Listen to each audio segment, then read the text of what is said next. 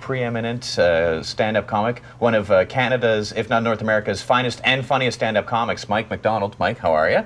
Thank you. I'm fine. I was just listening to the intro going, is there somebody else on the show? Who's coming up? It can't All be. right. You are, and no matter where you go, let's, admit it, no matter where you go in Canada, sell out all the time.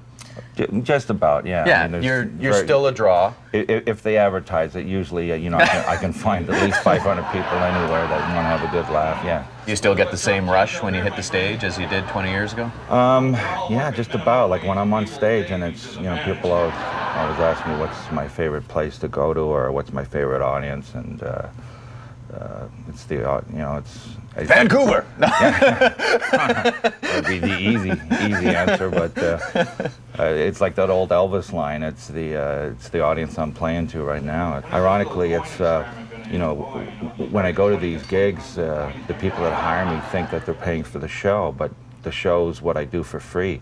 What they're paying for is me leaving my beautiful wife back at home, getting into a cab, getting on the plane, and sleeping in a strange hotel. But when I get on stage, that's the part I do for free because that's the part I like. It's everything else that they pay for.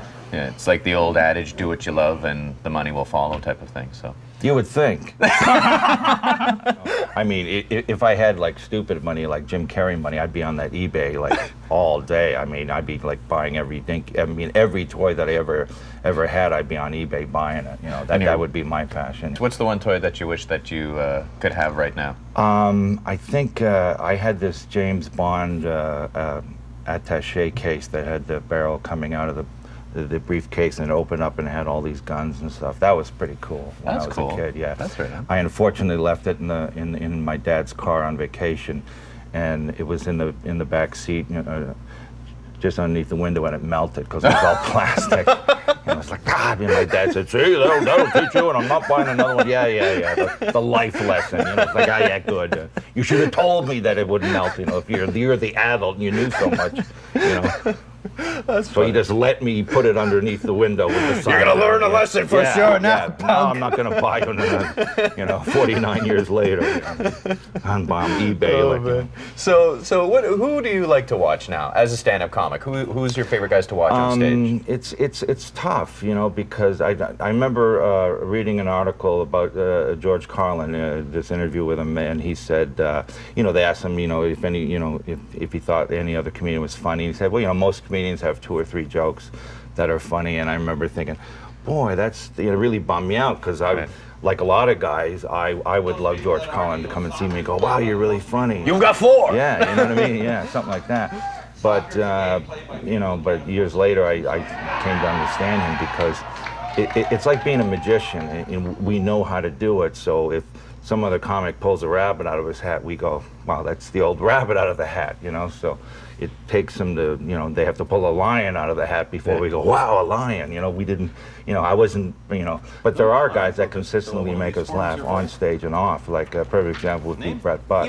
Oh yeah, from fantastic. Vancouver, but he makes us laugh even more off stage than on. On stage we appreciate what he does and stuff, and we laugh consistently, but off stage we laugh even more. And a lot of times with guys like that, we wish the audience could see him off stage as much as they see him on stage, because off stage there's a lot of guys that are really, really funny. You get to see the real like the magic happening there. So is that why you chose to do the Vancouver International Comedy Festival? Well, I like doing all festivals because the festivals are usually the best crowds, and the Vancouver Comedy Festival, because it's run by a friend of mine, Will Davis, and very funny comic in his own right. And I know that it's going to be usually filled with people that I like and friends of mine, so I know it's going to be a good time.